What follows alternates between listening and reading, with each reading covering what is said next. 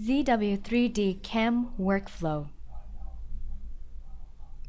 First, open a CAD model. ZW3D supports many different file formats. For example, IGS files. Click this icon to go into the CAM module. First step, create a stock for machining. You can adjust these dimensions for a suitable stock.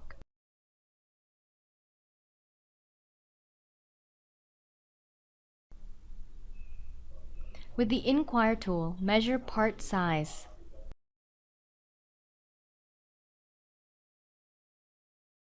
Next, we can define the machining operation. For this model, pick top face cut operation. Define a machining object, then define a machining tool. A tool library is available for programmers. After that, the system can calculate a toolpath. Then, with the toolpath verify function, the overall tool motion can be verified, or specific motions within the path. Besides that, solid verify is also provided. According to the stock and model, the system shows you a machining simulation.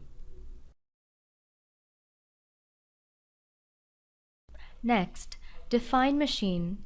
Select the suited post based on the practical NC system.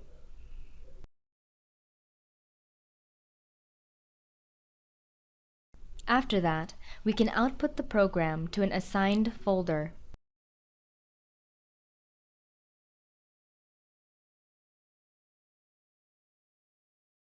Right-click the operation, then output to the NC file.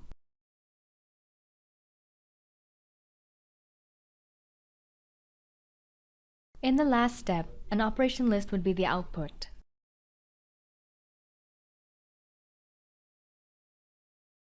It records the program name, tool parameters, machining time, and so on.